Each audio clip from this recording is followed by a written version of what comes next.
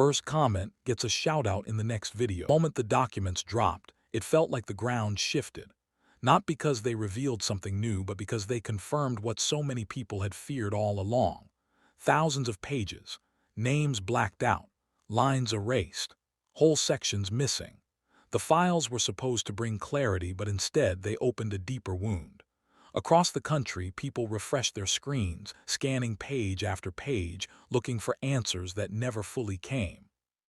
And that silence, that absence of truth, spoke louder than anything written on the page. Jeffrey Epstein was already dead by the time the public truly started demanding transparency. Found unresponsive in a federal jail cell in 2019, his death officially ruled a suicide. Epstein left behind more questions than any single investigation could easily contain.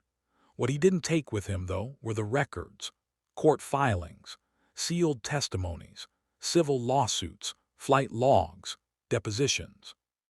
Evidence gathered over decades that pointed not just to one man, but to an entire system that protected him.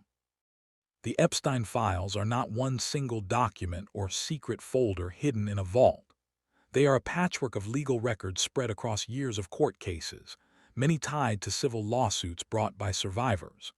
These files were created to resolve legal disputes, not to expose a global scandal. And that distinction matters, because it explains why the public keeps feeling like they're being shown pieces of a puzzle without the full picture. Epstein's power did not come from secrecy alone. It came from access to politicians, to billionaires, to royalty, to celebrities. He positioned himself as a fixer, a financier, a man who could open doors that were otherwise sealed shut. That power created fear, silence, and loyalty in equal measure.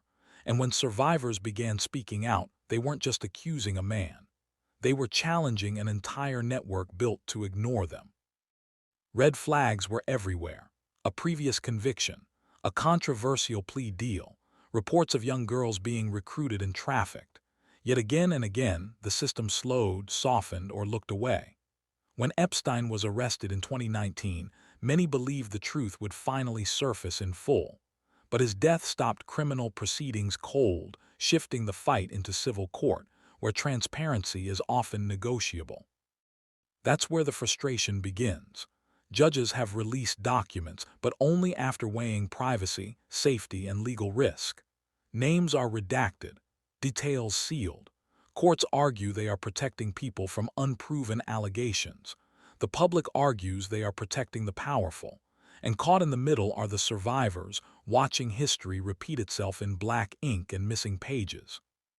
Because if everything has already been investigated, why does it still feel like something is being hidden? If this already has you questioning what you're being allowed to see, stay with me. Like the video, subscribe to Crime Decoder, share this story, and drop a comment. The next chapter pulls back the curtain on what's actually inside these files, and why their release only made the outrage louder. To understand why the Epstein files feel so incomplete, you have to understand what they actually are. Not leaks, not secret intelligence reports, not a master list of criminals. What the public calls the Epstein files is really a collection of court records pulled from civil lawsuits, criminal cases, and sealed filings that were never designed to be read as one unified story. And that's where the confusion and anger begins. Most of the documents people talk about come from civil cases filed by Epstein's victims. These cases weren't about putting people in prison. They were about accountability, damages, and acknowledgement of harm. In civil court, the rules are different. Evidence can include allegations that were never tested in a criminal trial. Names can appear not because someone was charged, but because they were mentioned in testimony or discovery. That distinction is critical, and it's one the internet often ignores. When courts decide whether to unseal documents, they balance competing interests. On one side is public transparency. On the other is the risk of permanently damaging someone's reputation without due process. Judges repeatedly stated that not every name in these files represents wrongdoing. Some are witnesses. Some are third parties. Some are simply mentioned in passing. That legal reality is why so many pages arrive with heavy black bars slicing through them. But here, where suspicion grows, the redactions aren't random. Entire paragraphs vanish. Context disappears. Connections feel implied but never confirmed. For the public, it creates the sense that the most important information is being deliberately kept out of reach. Each release sparks the same cycle. Headlines explode. Social media races to speculate. And then disappointment sets in when the documents fail to deliver definitive answers. Adding to the frustration is the way Epstein operated. His crimes were not isolated events. They were systematic, repetitive, and allegedly enabled by others over many years. Survivors described being recruited, groomed, and trafficked. Those accounts appear consistently across multiple cases. And yet, when people look for consequences beyond Epstein himself, they find very few. Law enforcement investigations did occur. Prosecutors gathered evidence. The FBI reviewed material seized from Epstein's properties, but criminal cases require proof beyond a reasonable doubt.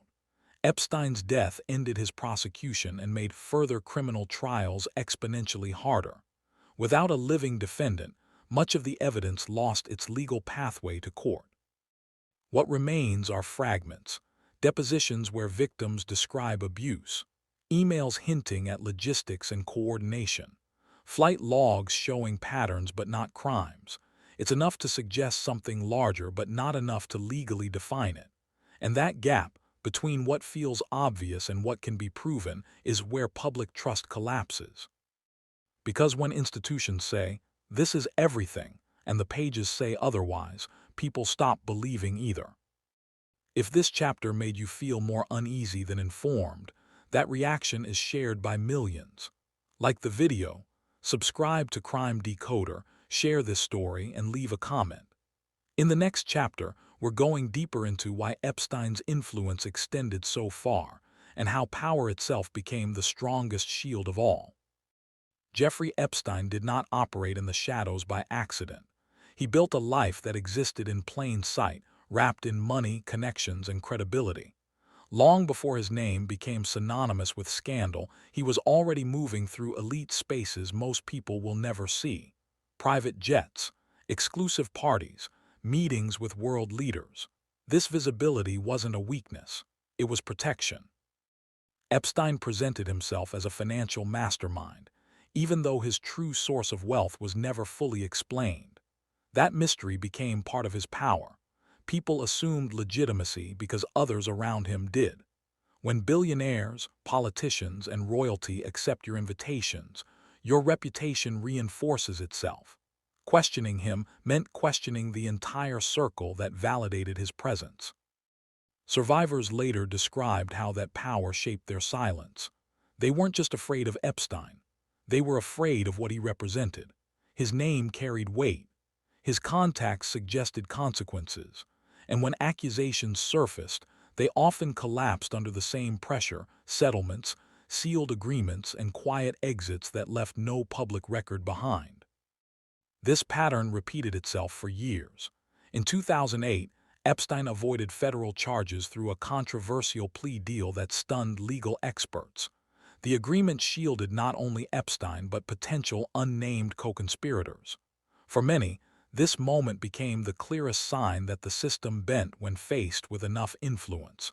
It wasn't just a legal failure, it was a warning. Even after that conviction, Epstein's access barely changed. He traveled freely, he hosted guests, he rebuilt his image, and institutions that should have intervened either didn't or couldn't. When law enforcement finally moved again in 2019, it wasn't because the allegations were new. It was because public pressure had become impossible to ignore. That pressure followed his arrest, and then exploded after his death. Suddenly, attention shifted from what Epstein had done to who might have known. The files became symbolic, not just records, but proof of whether accountability would ever extend beyond one man. Every redaction fed the belief that power was still dictating what the public could see. Yet investigators and courts continued to insist there was no hidden master list, no secret vault of names waiting to be revealed. What existed were records tied to specific cases, governed by strict legal rules. That explanation didn't satisfy a public that had watched Epstein escape consequences before. Trust, once broken, doesn't recover easily. And hovering over all of this is a hard truth. Power doesn't always need to erase evidence. Sometimes it only needs to complicate it, delay it, bury it in procedure until outrage fades and attention moves on. But in this case, attention never fully left. If this chapter made you question how much influence money and access really buy, you're not alone. Like the video, subscribe to Crime Decoder, share this story, and drop a comment.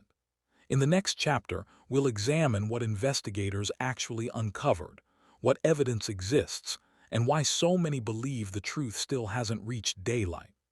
When investigators finally gained access to Epstein's world, what they uncovered was both extensive and frustratingly limited. Federal agents searched multiple properties, collecting computers, hard drives, photographs, contact lists, and physical items that hinted at a carefully organized operation. The volume of material suggested long-term planning, not isolated behavior. Yet evidence alone doesn't equal prosecution. Every piece had to meet a legal threshold, and many never crossed it. Flight logs became one of the most discussed artifacts. They showed Epstein traveling repeatedly with various passengers over many years. The logs revealed patterns, frequent trips, private destinations, familiar names appearing again and again. But legally, flight records only prove travel, not criminal activity. Without corroborating testimony or physical evidence tied to specific acts, the logs remained circumstantial. For the public, they felt damning. For prosecutors, they were incomplete. Digital evidence created similar tension. Emails and contact lists showed coordination, scheduling, and access, but much of the content lacked explicit criminal language. Investigators could infer intent, but inference is not enough in court. In criminal cases, ambiguity favors the defense, and with Epstein gone, the ability to question him, confront contradictions, or leverage cooperation vanished overnight. Survivor testimony remained the most powerful evidence. Accounts from multiple victims described similar methods, similar locations, and similar abuse. These stories were consistent across years and jurisdictions. In civil court, that consistency carried weight. In criminal court, it still required defendants, timelines, and direct links to chargeable crimes. Many survivors wanted justice. What they often received instead were settlements and sealed outcomes. This is where the idea of a cover-up becomes complicated. There is no single document showing a coordinated effort to hide the truth. Instead, there is a system that moves slowly, cautiously, and sometimes defensively. Prosecutors avoid cases they might lose. Courts protect due process. Privacy laws shield third parties. Each decision makes sense on its own. Together, they create a wall that feels impenetrable. Public outrage surged with every document released because people expected closure. Instead, they found reminders of how limited the legal system can be when crimes are old, evidence is fragmented, and defendants are powerful. Investigators confirmed they followed leads. Courts confirmed they released what they legally could, but confirmation does not equal satisfaction. What remains is an uncomfortable reality. The justice system is designed to prevent wrongful punishment, not to satisfy collective suspicion. That safeguard is essential and deeply frustrating when the accused are already gone and the harm is undeniable. And so the question lingers, not just about Epstein but about accountability itself. If truth exists but cannot be fully proven in court, does it ever truly come out? If this chapter sharpened the line between evidence and belief, stay with me. Like the video, subscribe to Crime Decoder, share this story, and leave a comment. In the final chapter, we'll confront why this case refuses to fade and what it says about power, justice, and the limits of transparency. Years after Jeffrey Epstein's death, the case refuses to settle into history. Not because new evidence keeps emerging, but because the questions never stopped. Each document release was supposed to be a closing chapter. Instead, it became another reminder of how much remains unresolved. The public wasn't just looking for names. They were looking for reassurance that power doesn't place people above accountability. For survivors, the unfinished feeling cuts deeper. Many spoke publicly for the first time, believing the truth would finally be seen in full. Some received settlements. Some received apologies. But very few received what they wanted most: clear, public accountability. When documents are released with redactions, it can feel like being silenced all over again, this time by legal language instead of threats or fear. Courts continue to stand by their reasoning. Transparency must be balanced against fairness. Allegations are not convictions. Releasing unproven claims could destroy lives without due process. From a legal standpoint, that principle protects everyone. From a human standpoint, it feels hollow when the central figure is dead and the harm is already undeniable. This tension is why the Epstein files still dominate headlines. They sit at the intersection of truth and proof, of morality and legality, of what feels obvious and what can be proven. The system did not collapse. It worked exactly as designed. And for many people, that's the most disturbing part of all. There is no hidden ending waiting to be revealed. No final document that will suddenly explain everything. Investigators have said it, courts have said it, journalists have confirmed it. What exists has largely been seen, reviewed, and argued over. What doesn't exist or can't be proven may never surface in a courtroom. Yet the public memory of this case persists because it exposed something larger than one man's crimes. It exposed how influence slows justice, how wealth complicates accountability, how systems built to be fair can still leave people feeling betrayed. Epstein didn't just exploit individuals. He exploited gaps, legal, social, and institutional, and those gaps remain. The files are no longer just about Epstein. They are about trust, about whether transparency truly applies to everyone equally, about whether justice is something we experience or something we're told has already happened. And that's why this story doesn't end with a verdict or a sentence. It ends with a question that still has no clear answer. If everything that could legally be released has been released, and it still doesn't feel like the truth, what does justice actually look like in cases where power outlives accountability? If this story stayed with you, make sure to like the video, share it, subscribe to Crime Decoder, and turn on notifications so you don't miss what comes next. Drop your thoughts in the comments.